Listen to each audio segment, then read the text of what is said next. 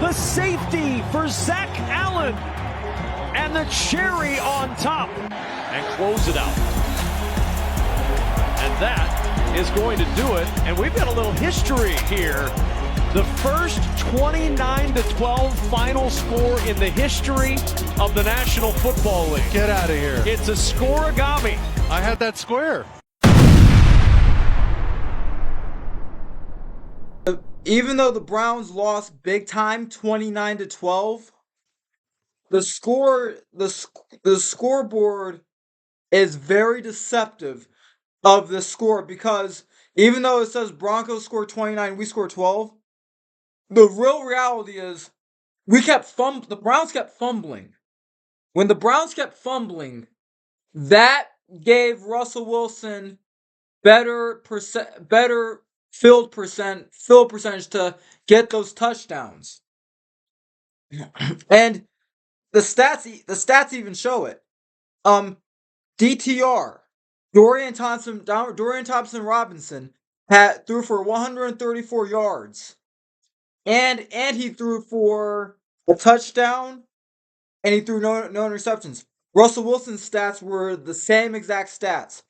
Russell Wilson also threw for 134 yards, 1 touchdown, no interceptions. And impressive about the Browns, they held Russell Wilson to 134 yards. Russell Wilson averages 200 yards. He usually gets 200 yards, 2 touchdowns, no interceptions, or maybe 1 interception at worst. But we held him to 134 yards. It just shows our fumbles really cost us this game big time. And another thing is, the only receiver Russell Wilson threw most of his receiving yards to was Courtland Sutton. Sutton had 61 receiving yards, while everybody else had a little bit more than 20 and 10 and some only just had 2 receiving yards. The Browns, it's more backed up. It's a more profound game. More receivers have more receiving yards. Basically, David Njoku had 59 receiving yards, followed by Cedric Tillman with 55 receiving yards, followed by Elijah Moore with 44 receiving yards. Those 3 guys had big receiving yards. The only man on Russell Wilson's team had great receiving yards was Courtland Sutton with 61. And also the Browns, just look, we held their running backs to less than 100 yards. Basically, Javonte Williams ran for 65 rushing yards and a touchdown. Samaji Perine ran for 55 yards. And Russell Wilson ran for 34 yards.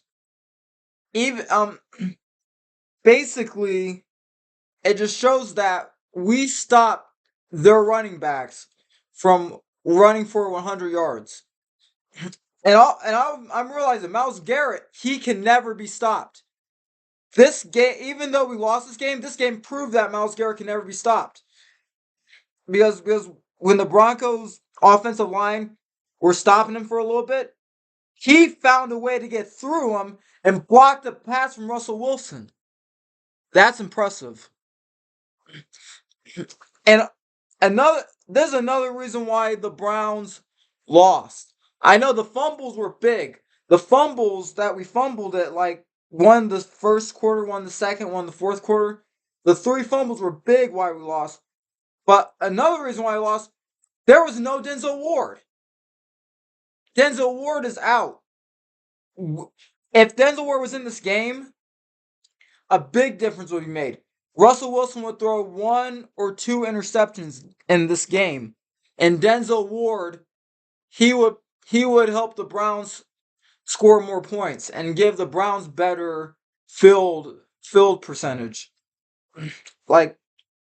And he would defend Russell Wilson's receivers better. The reason, if we had Denzel Ward and we didn't fumble the ball, we would have won. We would have won this game. 20. We would have won.